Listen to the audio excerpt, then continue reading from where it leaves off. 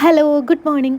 നമ്മളിന്ന് പതിവില്ലാണ്ട് കറക്റ്റ് 5:30 ഇപ്പോൾ എഴുന്നേറ്റിട്ടുണ്ടായിരുന്നു. വെറും വീഡിയോയ്ക്കുള്ള പ്രഹസനമാണ്.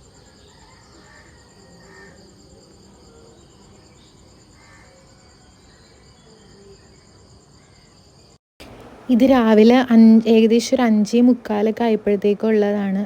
നേരം വെളുത്ത് വരണേ ഉള്ളൂ. ഓക്കെ, പുറത്തപ്പോൾ വെട്ടായിട്ട് വരണേ ഉള്ളൂ. അതുകൊണ്ട് തന്നെ ഞാൻ എടുത്തിട്ട് അത്ര ക്ലാരിറ്റി ഒന്നും കിട്ടണില്ല. അപ്പോൾ ഇങ്ങനെ രാവിലെ തന്നെ എഴുന്നേറ്റുകൊണ്ട് മറ്റേ കിളിയുടെ ഒച്ചയൊക്കെ കേട്ടു. വല്ലപ്പോഴൊക്കെ ഇതൊക്കെ കാണാൻ പറ്റുള്ളൂ. ഞാൻ എല്ലാ ദിവസവും 5:30 അവനെ വിട്ടിട്ട് കിടന്നുറങ്ങാറാണ് പതിവ്. പക്ഷേ ഇന്ന് വീഡിയോയ്ക്ക് വേണ്ടി ഞാൻ എഴുന്നേറ്റു. ഓക്കെ, അപ്പോൾ എന്തായാലും വീഡിയോ എടുക്കാമല്ലോ. അപ്പോൾ പല്ലിയപ്പും കൂടെ കടിക്കാൻ നിർത്തിയിട്ടാണ് ഞാനീ പോകുന്നത്. എല്ലാ ദിവസവും വെളിയിലൊന്നല്ല കേട്ടോ. ചില ദിവസങ്ങളിൽ ലോറ ഉള്ളപ്പോൾ ഞങ്ങൾ രണ്ടുപേരും കൂടെ പുറത്ത് പോയിട്ട് അവിടെ പൈപ്പിൻ്റെ ചോട്ടിൽ പല്ലേക്കാറുണ്ട്. അങ്ങനെ പല്ലേക്കുന്ന സമയത്ത് ഇങ്ങനെ വാഴേനെയും ഇതിനൊക്കെ നോക്കിയിട്ട് അങ്ങനെ നടന്ന് പല്ലേക്കാറുണ്ട്. ഇന്നിപ്പോൾ അവളെ എഴുന്നേറ്റിട്ടില്ല. ഇന്ന് വെറും വീഡിയോയ്ക്ക് വേണ്ടി മാത്രമാണ് ഞാൻ പുറത്തിറങ്ങി പല്ലിക്കുന്നത്. ഓക്കെ, ഇന്നലെ വൈകുന്നേരം ഞാൻ മുറ്റമൊക്കെ അടിച്ചിട്ടുകൊണ്ട് മുറ്റം നല്ല ചുന്ദര കുട്ടപ്പനായിട്ട് കിടക്കുന്നുണ്ട്. ഇന്നലെയും വലിയ ഇലയൊന്നും ഉണ്ടായിരുന്നില്ല കേട്ടോ അവിടെ. അപ്പോൾ എപ്പോഴും പറയണ പോലെ രാവിലെ എഴുന്നേൽക്കുമ്പോൾ തന്നെ ഒരു കപ്പ് കാപ്പി കുടിച്ചില്ലെങ്കിൽ ഒരു സുഖമില്ല. അങ്ങനെ എന്താ പറയുക, ചൂട് കാപ്പി ഇങ്ങനെ ഗുപ്തം കുടിക്കണ പോലെ ഊതി ഊതി ഊതി കുടിച്ചുകൊണ്ടിരിക്കുകയാണ്. ഇപ്പം പയ്യെ നേരമൊക്കെ വെളുത്ത് ഇങ്ങനെ വരണുണ്ട്. അങ്ങനെ ഞാൻ രാവിലെ എഴുന്നേറ്റുകൊണ്ട് വല്ലപ്പോഴുള്ള ആ ഒരു ഇതൊക്കെ എൻജോയ് ചെയ്ത് അങ്ങനെ ആസ്വദിച്ച് കാപ്പി കുടിച്ചുകൊണ്ടിരിക്കുക. സോപ്പും ചീപ്പും കണ്ണാടിയൊക്കെ അന്വേഷിച്ചിരുന്ന് 6 മണിക്ക് ഇറങ്ങേണ്ട എൻ്റെ കെട്ടുവൻ ഇന്ന് 6:15 പോയത്. അങ്ങനെ അവന് ടാറ്റയൊക്കെ പറഞ്ഞ് അത് പോയി. ഓക്കെ, അപ്പോൾ നമ്മൾക്ക് ഇന്ന് രാവിലത്തെ ബ്രേക്ക്ഫാസ്റ്റിന് വേണ്ടിയിട്ട് പുട്ടും കടലക്കറിയുമാണ്. അപ്പം എൻ്റെ അപ്പൻ്റെ ത്വര കാരണം ഓൾറെഡി ആൾ കടല വേവിച്ച് വെച്ചിട്ടുണ്ടായിരുന്നു. അപ്പം നമ്മൾ പുട്ടുപൊടി ആക്കാൻ വേണ്ടിയിട്ട് പോവാണ്. എനിക്ക് പൊൻകതിർ പുട്ടുപൊടിയുടെ കറക്റ്റ് ഞാനത് യൂസ് ആക്കണോണ്ട് അളവറിയാം. പക്ഷേ ഇത് പപ്പ മില്ലിൽ ഇങ്ങനെ പറഞ്ഞ് പൊടിപ്പിക്കണതായതുകൊണ്ട് എനിക്കിതിൻ്റെ അളവ് അറിയണ്ടായിരുന്നില്ല. അപ്പോൾ പപ്പ തന്നെ എനിക്ക് പറഞ്ഞു തന്നെ. അപ്പം നമ്മളിന്നിപ്പം 2 കപ്പ് പുട്ടുപൊടി എടുത്തിട്ടുണ്ട്. അതിന് ഫസ്റ്റ് ഒരു 1.5 ഗ്ലാസ് വെള്ളം ഒഴിച്ച് നോക്കി കഴിഞ്ഞപ്പം അത് ശരിക്കും കുതിരാത്ത പോലെ തോന്നിയുകൊണ്ട് ഒരു ഇച്ചിരിയും കൂടെ ഒഴിക്കാൻ പറഞ്ഞു. അങ്ങനെ ടോട്ടൽ 2 ഗ്ലാസ്സിനൊരു 1.25 അളവിൽ വെള്ളം വെച്ചിട്ടുണ്ടായിരുന്നു. പിന്നെ കുറച്ച് ഉപ്പ് ഇട്ടു, പിന്നെ കുറച്ച് തേങ്ങയും കൂടെ ചിരകി. ഇടയ്ക്കൊക്കെ തേങ്ങ ചെറുകാറുള്ളൂ, എല്ലാവരും അങ്ങനെ ആക്കാറില്ല എന്ന് തോന്നുന്നു. ഓക്കെ, അപ്പോൾ എല്ലാ ആൾക്കാരും ഇങ്ങനെ പുട്ട് കുഴയ്ക്കണ സമയത്ത് തേങ്ങ ഇടേണ്ടത് ഞാൻ കണ്ടിട്ടില്ല കേട്ടോ. ചില ആൾക്കാർ കുഴയ്ക്കുമ്പം വെറുതെ ഉപ്പും വെള്ളവും ഒഴിച്ച് കുഴച്ചിട്ട് നമ്മൾ ചുടണ സമയത്ത് മാത്രം ഇടയിൽ വെക്കണതേ കണ്ടിട്ടുള്ളൂ. പിന്നെ ഞാൻ ഓർക്കുന്നുണ്ട് എൻ്റെ കൂടെ ഉണ്ടായിരുന്ന ഒരു ചേച്ചി പറഞ്ഞിട്ടുള്ളത്. അപ്പോൾ അവർക്ക് കുറേ പണ്ട്, ഇപ്പോഴല്ല കേട്ടോ, പണ്ട് കുറേ തെങ്ങിൻ തോപ്പൊക്കെ ഉണ്ടായതുകൊണ്ട് കുറേ തേങ്ങ കിട്ടുമല്ലോ. അപ്പോൾ അവരിങ്ങനെ പുട്ട് നനയ്ക്കുമ്പോൾ ഒട്ടും വെള്ളം ചേർക്കൂലെന്ന്. ആ നനയ്ക്കണത് മൊത്തം തേങ്ങ ചിരകിയിട്ട് തേങ്ങ ഇട്ടിട്ട് ഇങ്ങനെ കുഴച്ച് ആ തേങ്ങയുടെ ചെറിയൊരു നനവുണ്ടാവില്ലേ, അതിൽ നനച്ചാൽ വരണേ. ഇതിപ്പോൾ പപ്പ വന്നപ്പോൾ ഞാനിങ്ങനെ ഡൗട്ട് ചോദിക്കണത് എത്ര വെള്ളം ഒഴിക്കണം എന്നൊക്കെ.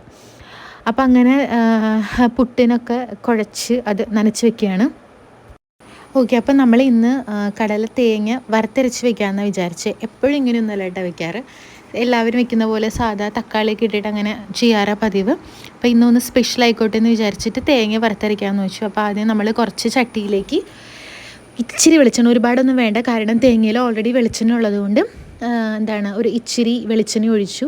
അത് കഴിഞ്ഞിട്ട് തേങ്ങ ചിരണ്ടി, അതിന് അളവൊന്നും എനിക്കറിയില്ല കേട്ടോ. എനിക്ക് ഒരു ഇച്ചിരി തേങ്ങ ഇരിക്കുന്നുണ്ടായിരുന്നു, അത് ഞാൻ ചിരണ്ടി വെച്ചു. ഓക്കെ, അപ്പോൾ അതൊരു ജസ്റ്റ് ബ്രൗൺ ഷെയ്ഡായി കഴിഞ്ഞപ്പം നമ്മൾ അതിനുള്ളിലേക്ക് പൊടികൾ ആഡ് ചെയ്ത് കൊടുക്കുകയാണ്.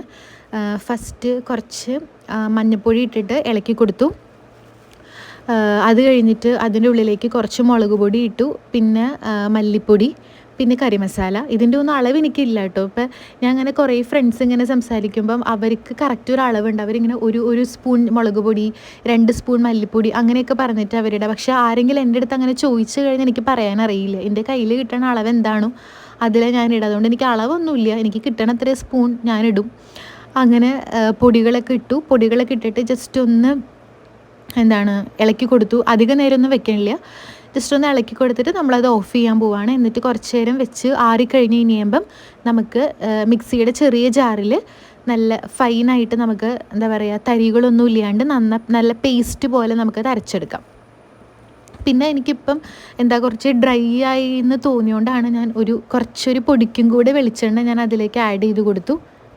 അപ്പോൾ അത് ചൂടാറുന്ന സമയം കൊണ്ട് നമ്മൾക്ക് കടലക്കറിക്ക് വേണ്ടിയിട്ടുള്ള സവാള അരിഞ്ഞെടുക്കാം. പിന്നെ ഇഞ്ചിയും എന്തായിരുന്നു വെളുത്തുള്ളിയും കൂടെ നമുക്ക് ചതച്ചെടുക്കാം. ഒരു സവാളയൊക്കെ എടുക്കണോട്ടോ, കൂടുതൽ ആർഭാടമൊന്നുമില്ല. ഒരു സവാള, ഇച്ചിരി ഇഞ്ചിയും വെളുത്തുള്ളിയും കൂടെ ചതച്ചും കൂടെ നമുക്ക് എടുക്കാം. ഓക്കെ, അപ്പം ഇതിൻ്റെ ഇടയിൽ നമ്മൾ മറ്റേ തേങ്ങ മിക്സിയിൽ അരച്ച് ഞാൻ എടുത്തിട്ടുണ്ടായിരുന്നു. അപ്പോൾ നമ്മൾ പിന്നെ ഇനി കടലക്കറി ഉണ്ടാക്കാൻ വേണ്ടിയിട്ട് പോവുക. ചട്ടി വെച്ചു, അതിലേക്ക് ചട്ടി ചൂടായി കഴിഞ്ഞിട്ട് കുറച്ച് വെളിച്ചെണ്ണ, ഒരുപാട് ഒഴിക്കേണ്ടിയില്ല, കാരണം ഓൾറെഡി തേങ്ങയിലും വെളിച്ചെണ്ണയൊക്കെ ഉള്ളതുകൊണ്ട് ഒരു ഇച്ചിരി വെളിച്ചെണ്ണ ഒഴിച്ചു കൊടുത്തു. എന്നിട്ട് ഒന്ന് ചൂടായി കഴിഞ്ഞ് കഴിഞ്ഞപ്പം നമ്മൾ വേപ്പിലിട്ടു. ഓക്കെ, അത് എണ്ണ ചൂടായി വേപ്പില പൊട്ടി കഴിഞ്ഞ് കഴിയുമ്പോൾ നമ്മൾ സവാള ഇട്ടു. സവാള ഒന്ന് ഇളക്കി ഒന്ന് വാടിക്കഴിഞ്ഞ് കഴിയുമ്പോൾ നമ്മൾ ഇഞ്ചി വെളുത്തുള്ളി ചതച്ചിട്ടിരിക്കുന്നതും കൂടെ വെക്കുക. പിന്നെ ഈ സമയത്ത് കടലയുടെ ഉപ്പൊന്ന് നോക്കിക്കോ, കടലയ്ക്ക് ഉപ്പുണ്ടെന്നുണ്ടെങ്കിൽ ഈ സമയത്ത് സവാളയ്ക്ക് നമ്മൾ ഉപ്പിടേണ്ട ആവശ്യമില്ല. ഇപ്പോൾ ഓൾറെഡി എൻ്റെ അപ്പൻ ആവശ്യത്തിന് ഉപ്പ് അതിലിട്ടിട്ടുണ്ട്. അപ്പോൾ നമ്മൾ അതൊന്ന് വാടിക്കഴിഞ്ഞ് കഴിയുമ്പം ഇഞ്ചി വെളുത്തുള്ളി പേസ്റ്റും കൂടെ ഇട്ടിട്ട് ഒന്ന് ജസ്റ്റ് ഒരു ലൈറ്റ് ബ്രൗൺ ആവുന്നവരെ വെയിറ്റ് ചെയ്യാൻ വേണ്ടിയിട്ട് പോവാണ്. ഓക്കെ, അപ്പം സവാളയൊക്കെ ഒന്ന് വാടിക്കഴിഞ്ഞ് കഴിഞ്ഞപ്പം നമ്മളത് കടല അതിലേക്ക് ഇട്ടൊന്ന് ഇളക്കി കഴിഞ്ഞ് കഴിഞ്ഞപ്പം നമ്മൾ അരച്ച് വെച്ചിരിക്കുന്ന മറ്റേ തേങ്ങയുടെ ആ ഒരു ഇതുണ്ടല്ലോ, ആ മിക്സും കൂടെ അതിലേക്ക് ഇട്ട് നമ്മൾ നന്നായിട്ട് ഇളക്കി. ഞാൻ കുറച്ച് വെള്ളം കൂടെ അതിലേക്ക് ആഡ് ചെയ്ത് കൊടുക്കുന്നുണ്ട് കേട്ടോ, കാരണം അരച്ച സമയത്ത് അധികം വെള്ളം ഇടാത്തതുകൊണ്ട് കട്ടികെട്ടിരിക്കണ്ടായിരുന്നു. അപ്പോൾ കുറച്ചും കൂടെ വെള്ളമൊക്കെ ഒഴിച്ച് നന്നായിട്ട് അത് മിക്സ് ചെയ്തു. പിന്നെ ഉപ്പൊക്കെ നോക്കിയിട്ട് ഉപ്പ് വേണമെന്നുണ്ടെങ്കിൽ ഉപ്പ് ചേർത്ത് കൊടുക്കുക.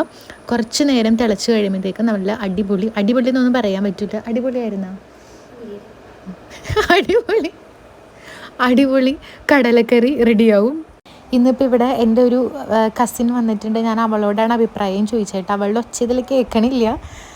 അപ്പോൾ അങ്ങനെ അടിപൊളിയായിട്ടുള്ള കടലക്കറിയൊക്കെ നമുക്ക് റെഡി ആയിട്ടുണ്ട്. അപ്പോൾ എല്ലാവർക്കും ചെറുപ്പം മുതലേ ഉള്ളതിൽ ഇങ്ങനെ ഫേവറേറ്റ് കസിൻസ് എന്നൊക്കെ പറഞ്ഞിട്ട് 1-2 ആൾക്കാരൊക്കെ ഉണ്ടാവുമല്ലോ. അപ്പം അങ്ങനെ എൻ്റെ പപ്പയുടെ സൈഡിൽ നിന്നുള്ള 2 ഫേവറേറ്റ് കസിൻസിൽ ഒരാളാണ് ഇന്ന് വന്നിരിക്കുന്നത്. ഇപ്പോൾ നമ്മൾക്ക് ചെറുപ്പത്തിൽ നമ്മൾ കസിൻസ് എന്ന് പറയുമ്പോൾ എല്ലാവർക്കും ഭയങ്കര ഇതായിരിക്കും, ഒരുപാട് ഓർമ്മകളൊക്കെ ഉണ്ടാവില്ലേ, ഒരുമിച്ച് കളിക്കണത്, പിന്നെ വെക്കേഷൻ സമയത്ത് ഓരോരോ വീടുകളിൽ മാറി നിൽക്കുക, അങ്ങനെയൊക്കെ ഒരുപാട് ഓർമ്മകളൊക്കെ ഉണ്ടാവില്ലേ. പക്ഷേ കുറേ പേരൊക്കെ ഇങ്ങനെ കുറച്ച് വലുതായി, അവർക്ക് ജോലിയെല്ലാമായി, അല്ലെങ്കിൽ ഒരു പക്ഷേ കല്യാണമൊക്കെ കഴിഞ്ഞ് കഴിയുമ്പം നമ്മൾ ആ ഒരു ബന്ധമൊക്കെ അങ്ങ് കുറയും. അപ്പോൾ എത്ര വലുതായാലും ആ ഒരു ബന്ധങ്ങളൊക്കെ കാത്തു സൂക്ഷിക്കുക എന്ന് പറയുന്നത് അങ്ങനെ കിട്ടുക എന്നുള്ളത് ഭയങ്കര ഭാഗ്യമായിട്ടുള്ളൊരു കാര്യമാണ്. അപ്പം അങ്ങനെ അവൾക്ക് ഇങ്ങനത്തെ വീഡിയോസിൽ വരിക എന്നുള്ളതൊന്നും അവൾക്ക് അങ്ങനെ താല്പര്യമില്ല. അപ്പോൾ പിന്നെ അവളുടെ താല്പര്യം ഞാൻ മാനിക്കണമല്ലോ, അതുകൊണ്ട് ഞാൻ അവളെ വീഡിയോസിലൊന്നും കാണിക്കണമൊന്നുമില്ല. ഇന്ന് രാവിലെ തന്നെ എഴുന്നേറ്റുകൊണ്ട് ഫുഡൊക്കെ ഉണ്ടാക്കി കഴിഞ്ഞിട്ട് നമ്മൾക്ക് ഒരുപാട് സമയമുള്ള പോലെ തോന്നുന്നുണ്ടായിരുന്നു കേട്ടോ. തോന്നലല്ല, 6:45 ആയപ്പോഴത്തേക്കും നമ്മുടെ ഫുഡിൻ്റെ സംഭവങ്ങളൊക്കെ കഴിഞ്ഞിട്ടുണ്ടായിരുന്നു.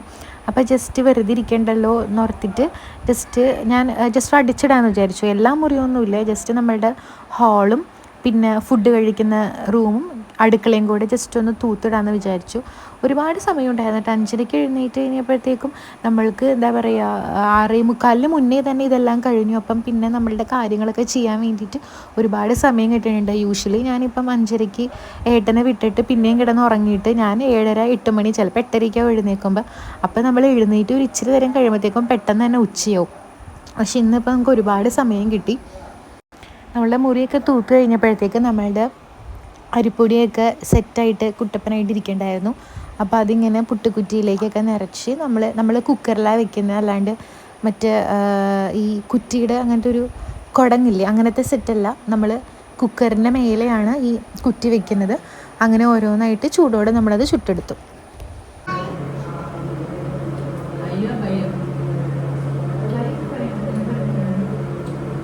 അങ്ങനെ അവൾ രാവിലെ ഒരു 9 മണി കഴിയുമ്പോഴത്തേക്കും വന്നു. പിന്നെ ഞങ്ങൾ കുറച്ച് നേരം വർത്താനൊക്കെ പറഞ്ഞിരുന്നു, ബ്രേക്ക്ഫാസ്റ്റ് കഴിച്ചു. ഇത് ഉച്ചക്കലത്തെ ലഞ്ചാണ് കേട്ടോ. ഞങ്ങൾക്ക് ഇന്ന് സ്പെഷ്യലായിട്ട് കപ്പയും ബീഫും ആയിരുന്നു.